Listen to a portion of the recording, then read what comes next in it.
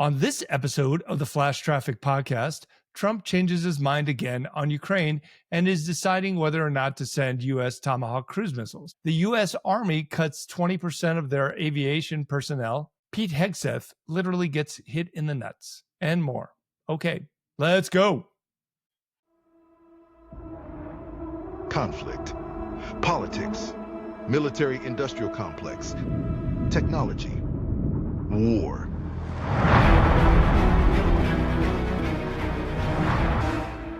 The Flash Traffic Podcast. I'm sure it's more beautiful than Portland, Oregon right now. I don't know. I think Portland, Oregon is nice. National Guard will clean it up. Clean that Antifa headquarters. Clean that right up. For an organization that doesn't exist. Yeah, that makes sense. That's what they want you to believe. Yes. Okay. Well, let's begin. Let's begin then. How about this? Last week, Trump seemed to imply that, okay, now Ukraine can win. They can win on the battlefield. He said something like Ukraine can take back all the stuff that they lost since 2014 and some. So how exciting is that? Yeah, another policy swap. Yeah, more nonsense from the Trump administration, more nonsensical roller coaster nonsense from an administration that has no policy, doesn't know what it's doing, has been incredibly weak on Russia, has pursued a Russia first policy. So this is just more incomprehensible babble come from the Trump administration. And by the way, anyone who spend even a minute of their time to follow the events in Ukraine, I don't need you telling me that Ukraine can win this. We already know that. Yeah. We've known that for 3 years. With the proper support and manufacturing, Ukraine can defeat Russia. Not by talking about it, by actually doing shit on the ground that matters. So I'd be like, hey, cool story, bro. Thanks for your opinion. I don't need your statement to confirm or deny anything that I already know. We've been saying that, and a lot of, I think almost every Western analyst that follows this war has been saying the same thing, that, yeah, Ukraine can win. Not everybody is saying they're going to win. Not everybody is saying they're currently winning, right? Which I don't believe they're currently winning. But can they win? Of course they can defeat Russia. Of course they can. They could from the very beginning. They just need like you said, they need the support. They need money. The title of this article from the New York Post is, quote, Trump's pro-Ukraine shift is a strategic move based on new intel showing Russian battlefield, economic losses, end quote. Okay. So I'll address that. So I possibly have heard a greater dump truck full of bullshit. Probably something with you talking about West Point or something. That's probably when I've heard a larger amount of bullshit dumped publicly on the traffickers. There's no new intelligence showing Russian battlefield losses. There's the same daily intelligence that you can get 7 days a week, and we call it effects-based intelligence. Look what's happening on the ground, what you can discern from multiple sources, and then form an opinion based on that. There's no new intelligence. There's no new battlefield losses. There's continuing battlefield losses. There's continuing intelligence. It's a continuing assessment. Your kind of view of the battlefield and what's going on is continually adjusted every day, every minute, every hour by what comes in. True dat, to say there's something new or different, like on the economic front, I would have to say is utter, complete nonsense. And you have to be pretty gullible or uninformed to believe any of that is true. As we've outlined, I don't know, every single time on our podcast of what's going on in the war in Ukraine, there is nothing new. There's trends. Yeah. Data adds up, like Russian losses add up, economic losses add up. I would say from a financial perspective, Ukraine is winning. It's obviously winning. When you take out a $10 million helicopter with a $500 drone, financially you're winning. And if you can keep that pace up over time and attrit the Russian economy, then you will win. The cost loss ratio does not favor Russia. It hasn't since day one. Here is the basic mathematical equation that I would like to solve. Is Russia gaining more territory in Ukraine versus how bad their economy and Putin's political situation is declining? Because we know they're declining. We know both sides of the equation are moving. Russia is slowly gaining territory. Russia is slowly, its economy and Putin's political situation is slowly declining. At what rate and how is that significant? And how does it balance out on both sides? And is it possible that Russia's decline is within parity of Russia's achievements on the battlefield? Is it a 1-for-1 ratio? Can Russia continue for how long? How bad is it? These are questions that we don't know for sure. We see gas lines in Russia. We see people waiting for gas, and then they're not. And so maybe that's the first shot across the bow as far as Russian gas crisis, which will hopefully inevitably lead to Putin's demise, maybe. Or is it just a one-off? Is it just a blink on the radar? They've decreased this year. Their petroleum profits have decreased by like 16% this year. Okay. Right. What does that mean? Right. You nailed it. And this is only going to show itself over time. Right. Germany did okay in World War I up until they didn't at the end. They were attrited over time. Same with Russia. This attrition is incremental, happens a little bit over time, but it's got to be a consistent daily drumbeat where daily they do much worse. And I think financially, that is obvious true. And if I'm going to go back to my effects-based analysis to counter the universal online idiot verse. Hey, bro, where's Russia's summer offensive? Russia has a massive summer offensive every year since the war started because it's dry. I can drive my tank across the open Ukrainian fields into their minefield. Okay, where was that? Where was that this summer? There was no summer offensive. Or there was a summer offensive and you couldn't distinguish it from just a steady state offensive operations like they do every day. You couldn't distinguish it from anything else. So from effects-based analysis, where is Russia winning and improving? And then the narrative for, the pro-Russian sock puppets goes to, well, they're saving up for the fall offensive. Oh, by the way, of course they are. Of course that's your answer. And then when there's no fall offensive, because we are, approaching October, well, they're waiting for the winter offensive when the streams freeze over. Yeah, okay. So you're going to keep kicking the can on your narrative. And the fact is going to be in 2024, there was no Russian major offensive. You couldn't tell it from the steady state of the normal battlefront confrontation, positional warfare going on. That would tell me, and we've talked about this for years, they're at a Schlitz. I heard a report a couple of weeks ago about a Russian battalion going to the front lines. Yeah, throw them in the lines, refusing to take their vehicles. And they did. They said, there's no point in this. Why bring drone magnets when you know they're going to be dead before they hit the flot? Everyone in them is going to get killed or wounded. And that's going to be a tremendous loss. And you're going to bring heat on us. So they said, we're not bringing vehicles. There's no point in it. They're going to get annihilated, just like the previous 25,000 vehicles before them got wiped out. So I call that effects-based analysis. Bro, you're at a Schlitz. You didn't have a summer offensive because you can't. You don't have the resources, and there's no fall offensive.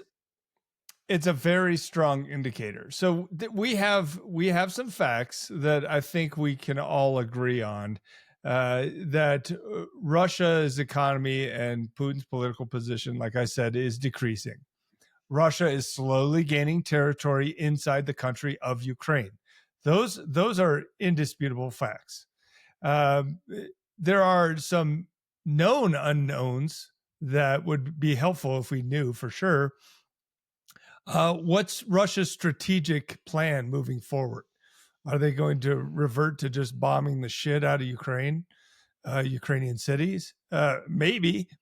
What's Ukraine's strategic capacity now and moving forward in the future as far as strategic strikes? Okay, we talk about Flamingo, we talk about FP1 drones. Okay, how many can you build? How many do you have? How many Neptune missiles do you have? Like, really, I would love, in a perfect world, I'd just love to know that. So, can I make a quick comment? Yeah, I'm not sure. going to, just a quick comment. By December 2024, Ukraine stated that they had produced 100 Neptune missiles.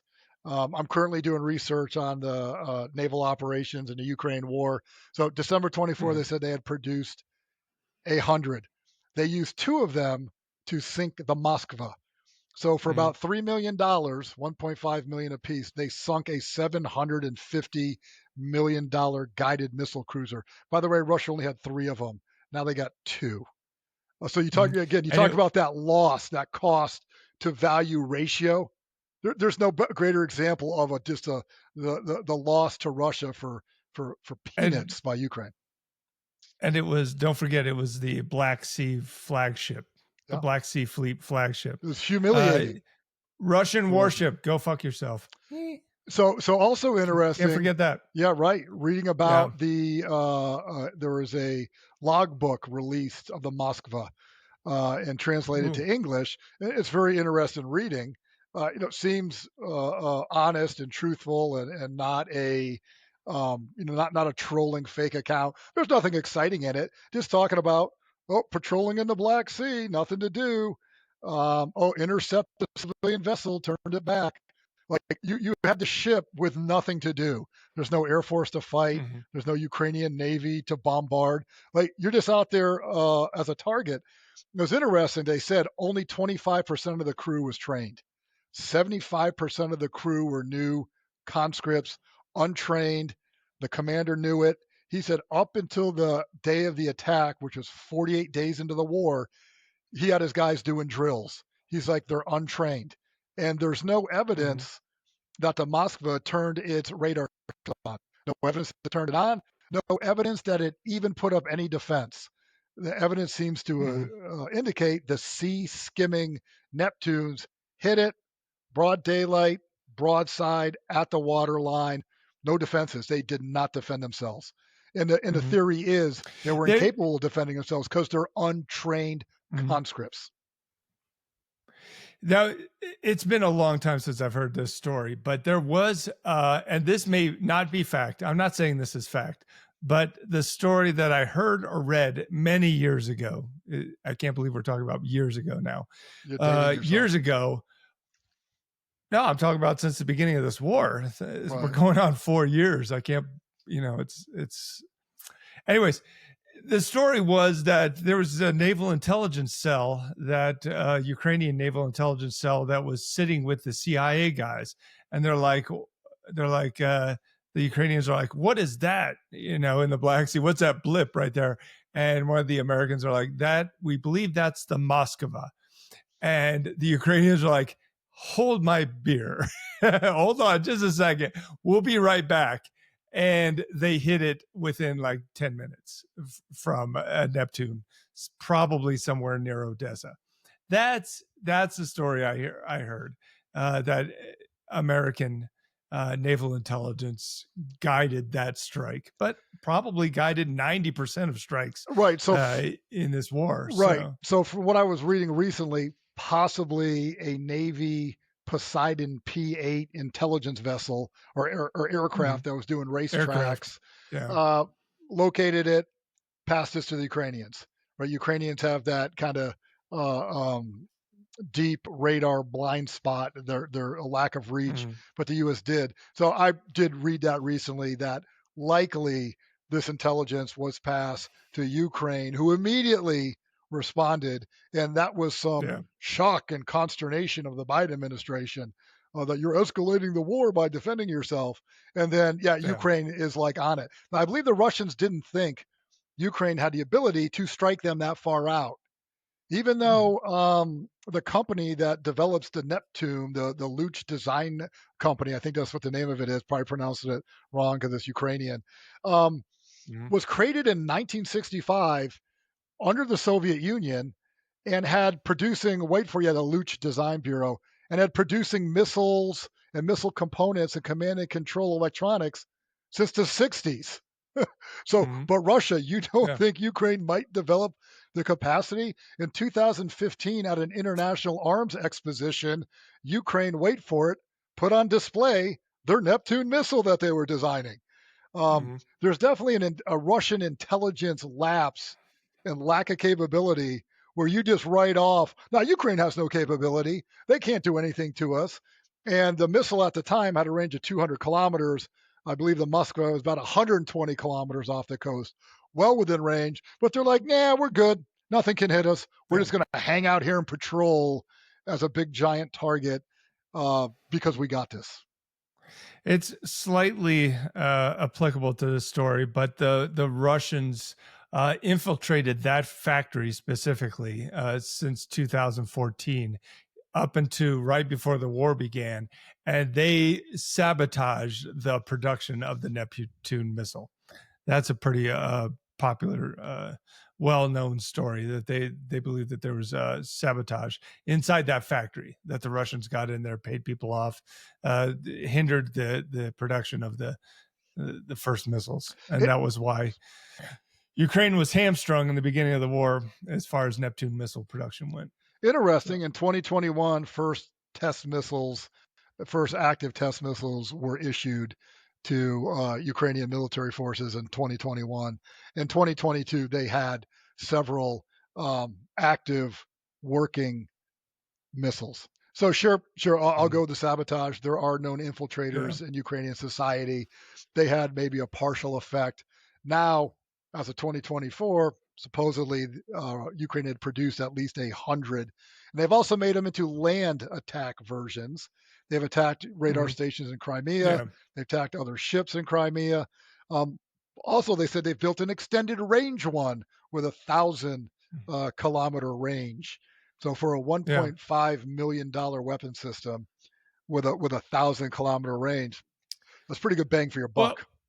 Well, a year ago, before everybody started talking about Flamenco V1 rockets, Neptune, that was the base technology that Ukraine was going to conduct their long-range strategic strike complex on, was the land attack Neptune missile. So land-to-land missile, I guess, at that point. Anyways, getting back to this Trump unknown. Sorry, traffickers, for nerding out on you guys in the missile space. Sorry. One more missile. Oh, I thought you had another missile. No, Tony is a Space Force expert. He has dealt extensively in long-range missile weapons craft. So I think this brings a lot to the table. For the record, missile defense, not the actual missile. Same thing. But one other known unknown that we have is what's going on inside Trump's head. Nobody knows. Is he gonna support Ukraine now? I'm crazy. Is he gonna wash his hands of Ukraine now? Is he done with Russia? Nobody knows. But this is kind of a segue into this story about the Tomahawk. There's a lot of talk this weekend. Is Trump going to supply Ukraine with the Tomahawk land attack missile, or what we call the TLAM? And the title of this Kyiv Independent article is, quote, Trump to make final determination on supplying Ukraine with Tomahawk missiles as Russia refuses peace talks, Vance says, end quote. So apparently J.D. Vance said that Donald Trump is in the final stages of making a determination on whether we should supply Ukraine with the TLAM or the Tomahawk cruise missile. What's the range? The range of the Tomahawk is 1,000 miles.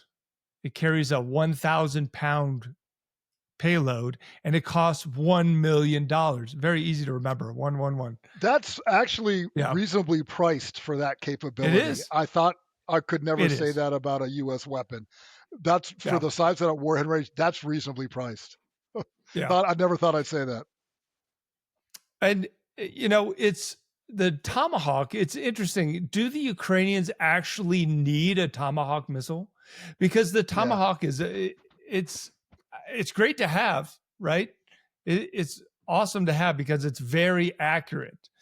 The Tomahawk has, like most modern missiles, it has inertial guidance system, so it knows where it is relative to how it's moving. It's got GPS guidance, so it gets satellite signals from terrain the GPS mapping. satellites. It can recognize the terrain. It can recognize the actual terrain, so hills, rivers, valleys, but it also has something, and I can't remember the term, the name of it, but it has feature recognition. It uses infrared optics, or at least it did years ago. It takes a picture of what it's looking at. So it doesn't just rely on all those other forms of navigation. It actually looks at a building or an intersection or a football stadium or a dock.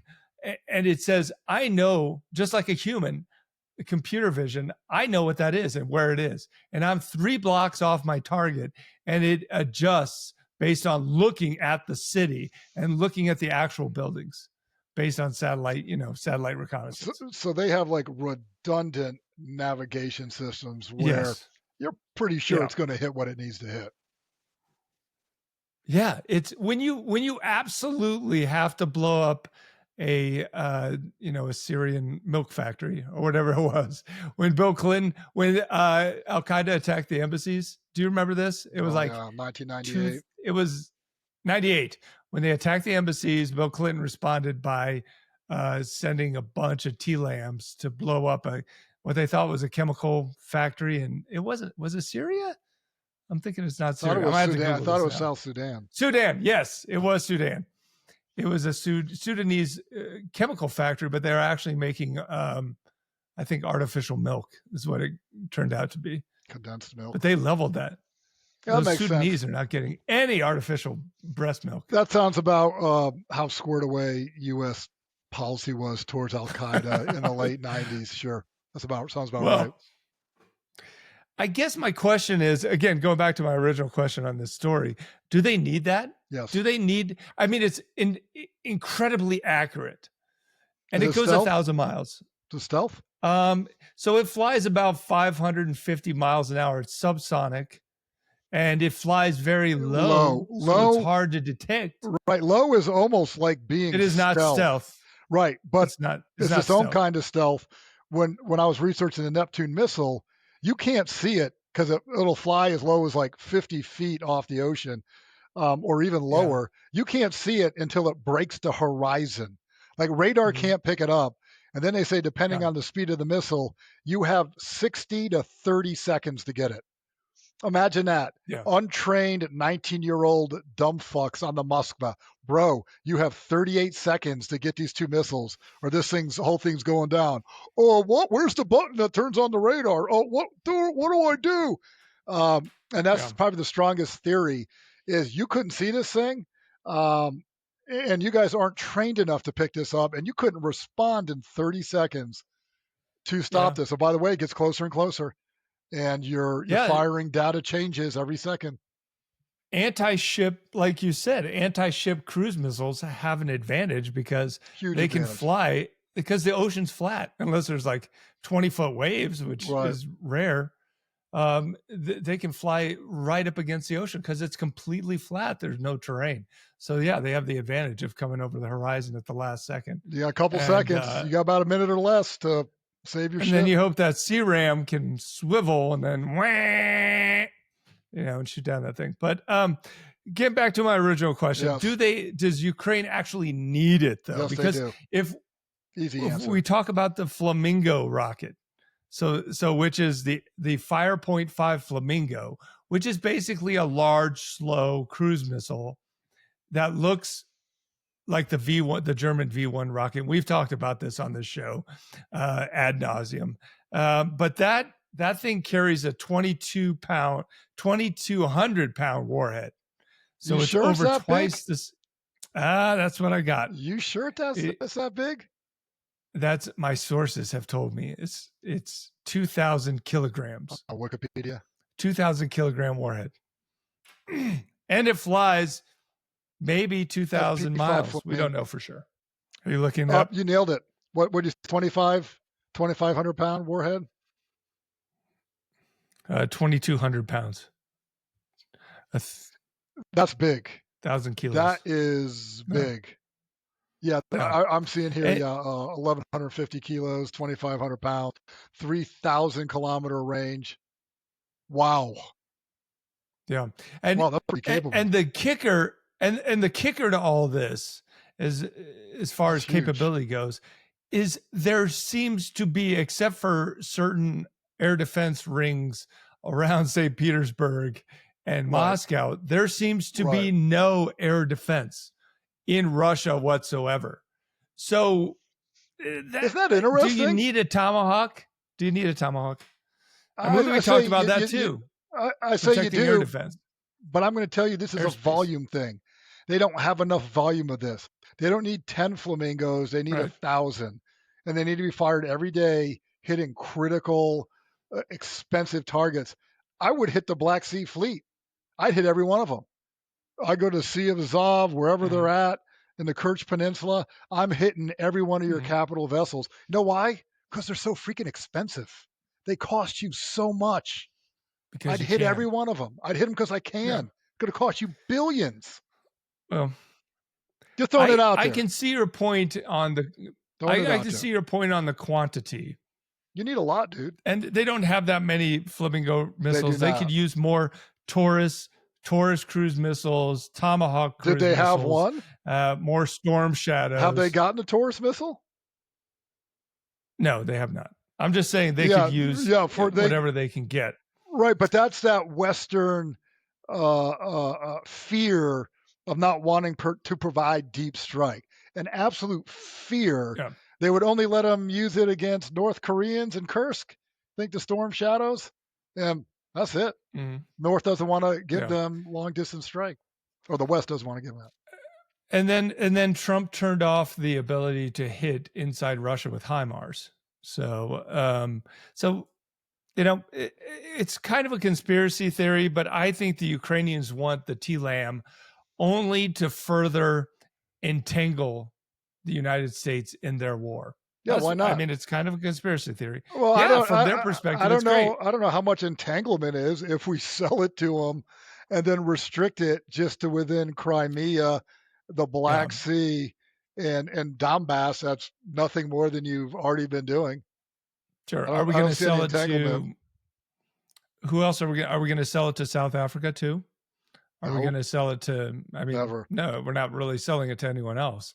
So it is kind of like giving to them for money. They give us money, and we give them. There you go. No different than HIMARS, bro. HIMARS could be striking in Russia too.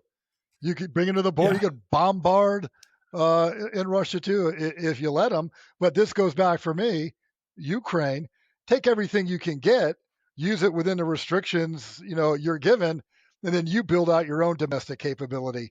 And that's what you got to do your own deep strikes. So you're not doing Mother May I and all these Western countries afraid of drunk Medvedev's, nuclear saber rattling while he's on another vodka bender as I crush his head again, just so we're not thinking we're forgetting of him. You got to produce your own, dude. And I think that's Ukraine's way ahead. Is increased manufacturing, increased weapons manufacturing. That's your center of gravity. Well, they're going to have to do that for years to come. Even if this war reaches an armistice, they're going to continue to. And I think they could export, if the Flamingo does everything they say, they could probably export that to other countries, because who wouldn't want to have a relatively accurate deep strike, basically a mid-range ballistic missile? But it's a cruise missile, even better. I know. I'll tell you who: Finland, Estonia, Lithuania, Latvia, Romania. There'll be a lot of buyers for that. I think the United States would want something super cheap that we could fly from No, we don't. Taiwan to. No, shut your mouth. Okay. You want Yeah, you're Raytheon right. coming after That's us? ridiculous. You must be out of your No, mind. that's right. That's ridiculous. No, of course we don't want that. Are you kidding me? Here's a video. Here's a quick video that's kind of on topic here. If the Flamingo is the Firepoint, which is the company that makes it, the Firepoint 5, this is the Firepoint, I believe, 1, which is their version of the Shahed. Oh, yeah. So I know what you're talking about. Let me pull it up. Not quite the Shahed. Not quite a Shahed, but close enough. Okay, here's just a video. Apparently, this was electronic warfare on one of the Ukrainian FP1 drones. They're trying to shoot it down, but they were hitting it with electronic warfare, and it just crashes. Is it okay? Short of the target. Yeah. Okay, yeah. Short of the target. Yeah, it came up short. Maybe, and we don't know. Maybe it ran out of gas, right? Maybe it ran out of gas. Maybe electronic warfare actually did work. Maybe their GPS guidance was off and it thought it was over the target. There's lots of reasons for things to crash. But I thought that was interesting. We don't, as Westerners, we don't show enough probably of Ukrainian things getting blown up or failing. And I think to have a balanced perspective on this war, you have to realize that just because 99% of the things we see on Twitter and YouTube and Instagram are Ukrainian glory films, that's not what actually is going on. So in other words, we need more TLAMs. Okay.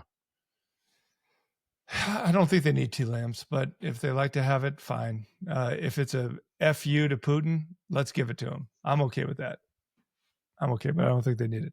Okay, let's go to this story. The United States Army is cutting 6,500 aviation jobs. Okay. That's basically, I just read the headline. I read that. This is from the defensepost.com. The Army to slash 500. Sorry, let me start over. The title of this article is, quote, U.S. Army to slash 6,500 aviation jobs in major transformation. So they're slashing all these jobs. Can she see over the cockpit instrumentation? Well, you don't need to if you're looking at the instruments. I guess you fly by instruments completely. Okay. That's a technique. So I believe some of these cuts are coming from increased use of drones, which are displacing rotary wing manned assets? You would be correct. They're cutting 6,500 out of 30,000 Army aviation jobs. That includes pilots and maintainers and, majors in the aviation talk that never fly anymore. That includes everybody. So that's about 21% of the Army aviation force.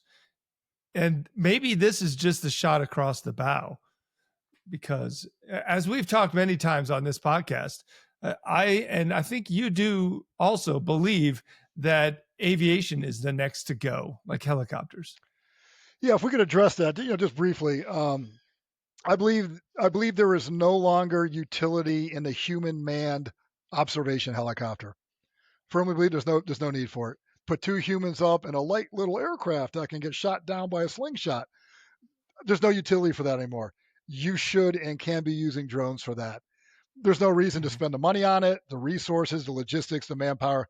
That's been proven. No one in Ukraine uses reconnaissance helicopters and lives. Nobody. You should be using remote helicopters. And they are out there, and the U.S. has gone through this, especially the Navy, this comedy of errors of trying to develop remote helicopters. They don't want to do it. Their heart's not into it. It's a threat to human jobs. I got it. But the U.S. has its own comedy of errors. There's a strong argument to be made that the attack helicopter is dead. Oh, the Apache is designed to destroy Russian tanks on the plains of Germany when they invade, right? That's the narrative. The attack helicopter only works when there's nothing defending against it. So if you're in that environment where there's zero threats, okay. You and I could go somewhere with zero threats. We could drive around a station wagon and do drive-bys with an AK. There's no threat. We do whatever we want. With threats, Yeah. and I say that because nothing flies on the zero line. No armed helicopters fly on the zero line. It is too deadly. The Russian attack helicopters have reverted to helicopter sniping, where they get about 7, 8 kilometers away, the longest range they can squeeze out of their guided missiles. Why do you need them fired from a helicopter anymore? And then they shoot at a building, and then that's those it. Aren't guided. They fly those away. rockets are not guided, though. I mean, for most part. I mean, they have Hellfire type guided missiles. Right. I'm talking about. Those are just unguided I'm rockets. not talking. Yeah, I'm not talking about that. Yeah, I know what you're talking about. You're talking about the nonsense flying MLRS unguided bullshit. Waste of time. Yeah. Russia does have guided missiles, Hellfire-like missiles that they fire from their helicopters, and they use it to strike stationary targets like buildings. Yeah. And I think on average, if I look over time, I think they fire something like 58 a month they fire. Anyways, so just what's the attack helicopter getting targets. You? Show me in Ukraine what it got you. I'm curious. Yeah. You know, it reminds me of a video that I saw maybe 10 years ago about a American sniper on a rooftop, and he was just shooting targets in somewhere like Fallujah, just nonstop. And then all of a sudden, this little bird, which is a very tiny manned helicopter, smaller than the Kiowa Warrior, a little bird comes up and hovers over him and drops a bunch of ammunition and then just takes off. And I'm thinking maybe there is a place for that kind of thing where you have to go like 10 or 20 miles. You got to get something on to somebody, or you have to extract somebody. Like maybe there's a place for that. But in general, I agree that the helicopter, although it might be still a good idea, like I'd like to have manned helicopters for some things, in general, I think they're dead. And here's a video. Allow me to show a video that just came out today. There's no greater exclamation point on our statements than this video. It's an exclamation and this came out today. So on this topic, this is a moment when Ukrainian forces today or tomorrow or yesterday, downed a Russian Mi-8 helicopter with an FPV drone. And this is quite an amazing video. I will put it on in the show notes. And I would turn off the techno music and we can just watch it, because it is a bit lucky by the Ukrainians to actually be on the same counter vector as the helicopter, if you will. There it comes. And here it comes. And boom, and just right there, hits it perfectly. And here is the aftermath. And this video shows, from a farther away perspective of the helicopter getting blown up and going down.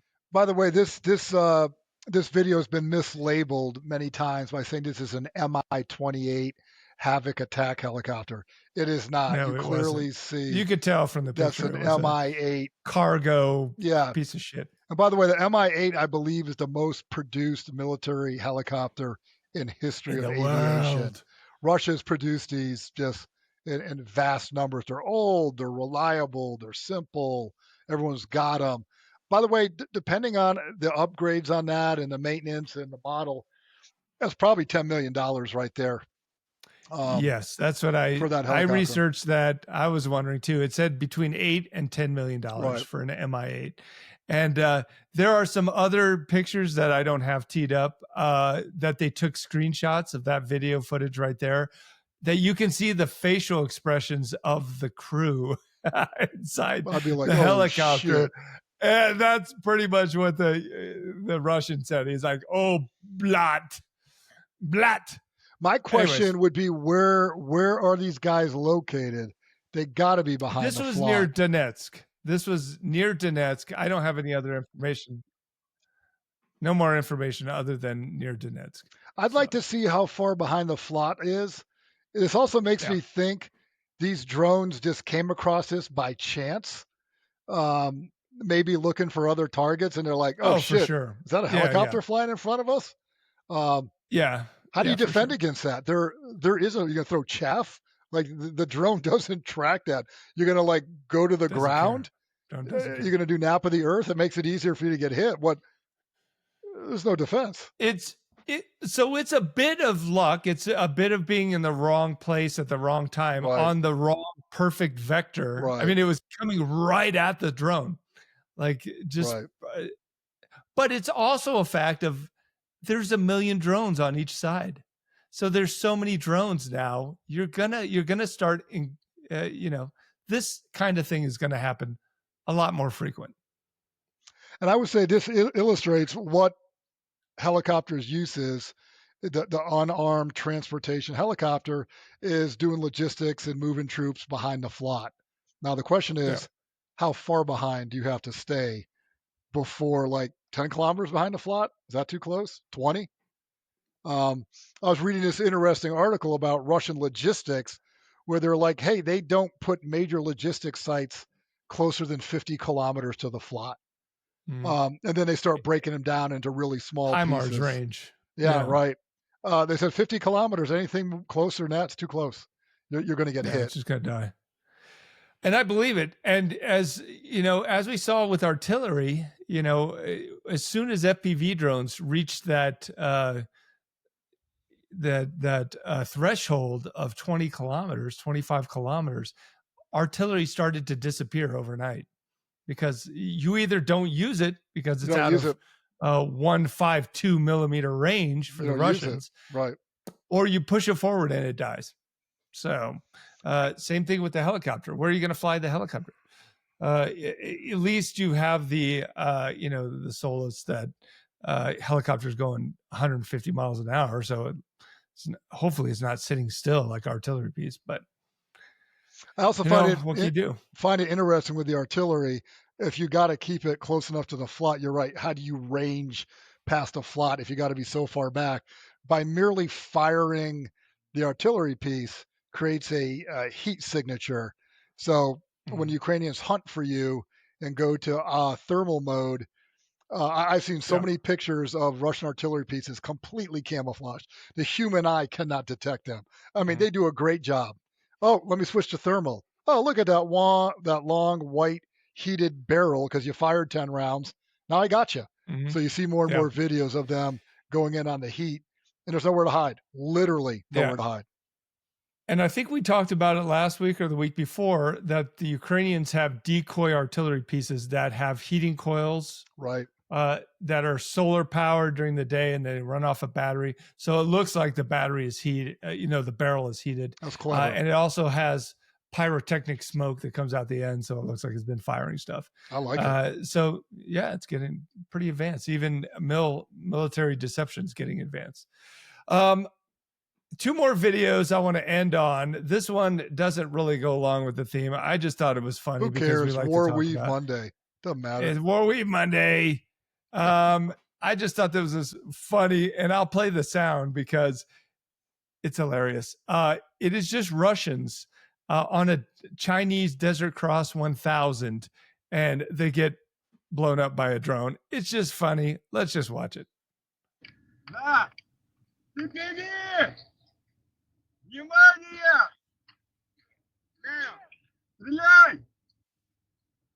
Blood. Need a shotgun, dude. He fires one shot and runs. Need a shotgun, dude. And boom. And that's it. Oh no, my Desert Cross. Oh, sad face. Blood. Blood. Oh shit. Be lucky you're alive. Blood. Be lucky you're alive and start walking. Dude, don't even shoot at a drone with a rifle gun.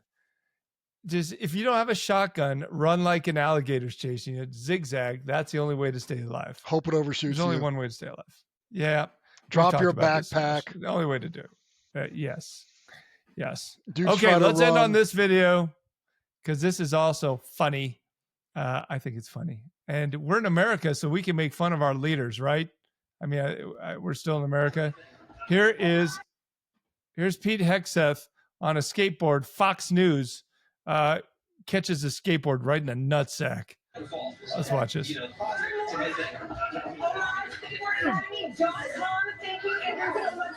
There you go.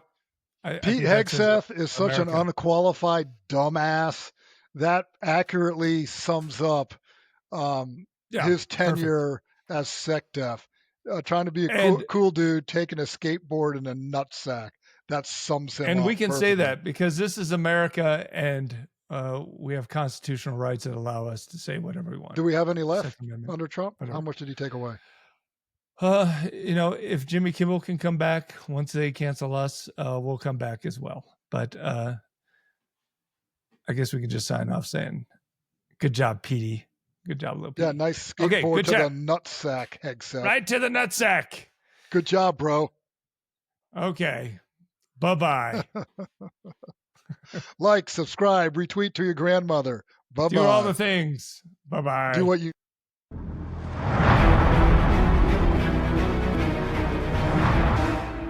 The Flash Traffic Podcast.